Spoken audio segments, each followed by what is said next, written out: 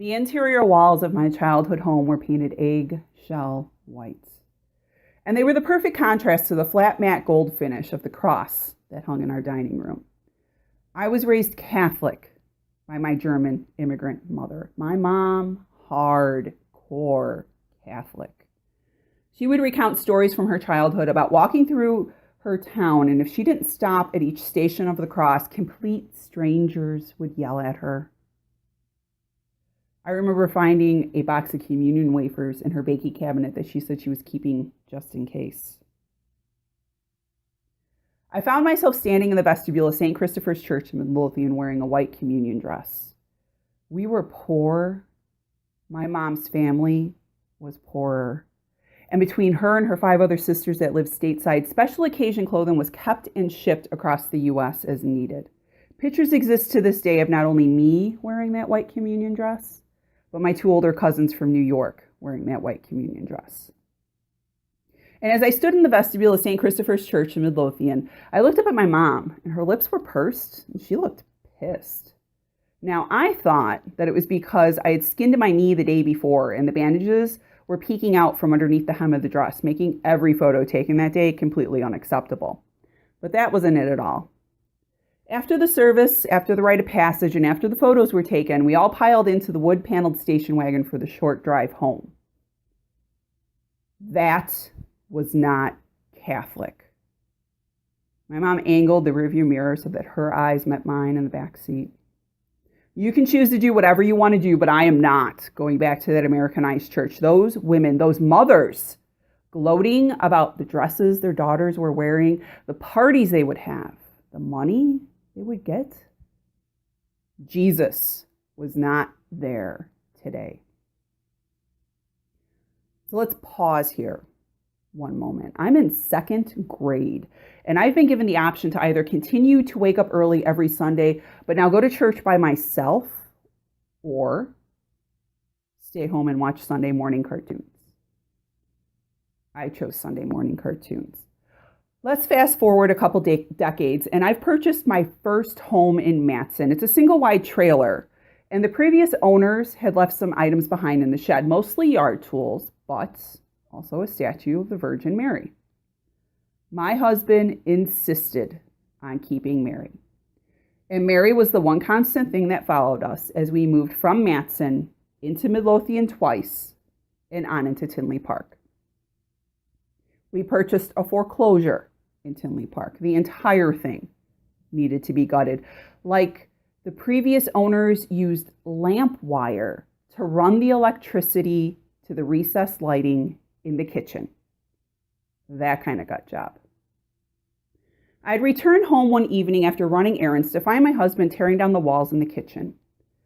I walked into the front door and he stopped what he was doing, turned around, walked up to me, put his hands on my shoulders and looked me right into the eyes and said, "I've found Jesus."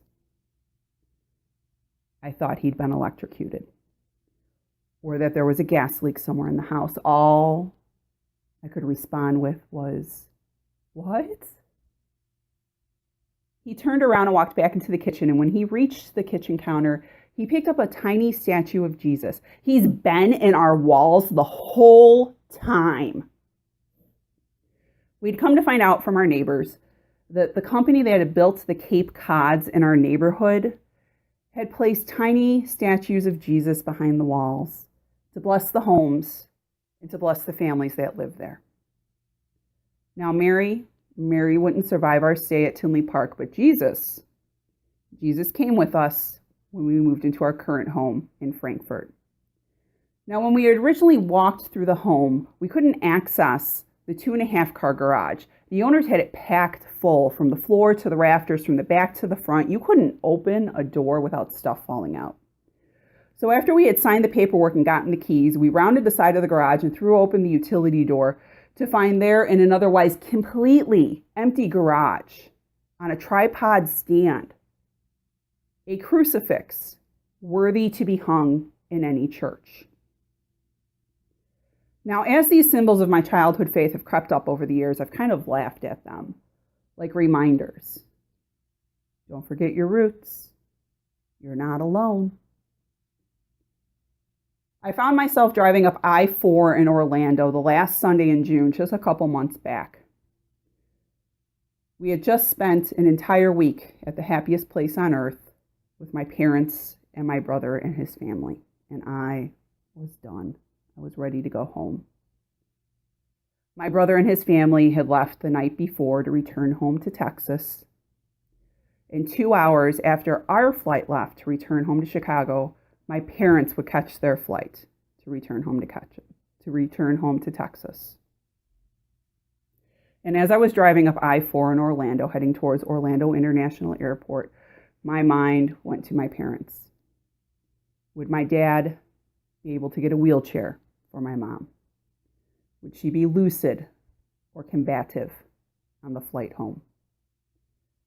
I happened to notice that my husband was looking up into the windshield of our rental minivan. Now I thought maybe there was a bug or a mosquito that he was trying to squish. But then he asked, "Does that say Jesus loves you?" And I looked up and out the front windshield of our rental minivan, and sure enough, up in the clouds was written, "Jesus loves you." I called my parents the following morning to make sure that they were okay, that their flight went well, and they arrived home safely. And when I spoke to my dad, he sounded exhausted. He passed the phone off to my mom. "I love you. Do you hear me? I love you. Okay?"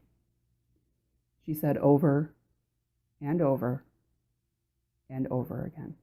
Her voice was weak and her words were slurred.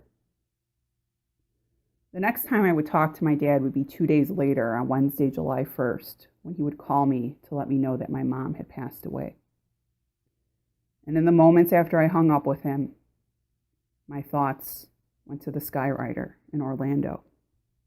Now, I don't know why they decided to write Jesus Loves You over I-4 in Orlando for everyone to see. But I knew in that moment that I was not alone and that my mom was no longer in pain.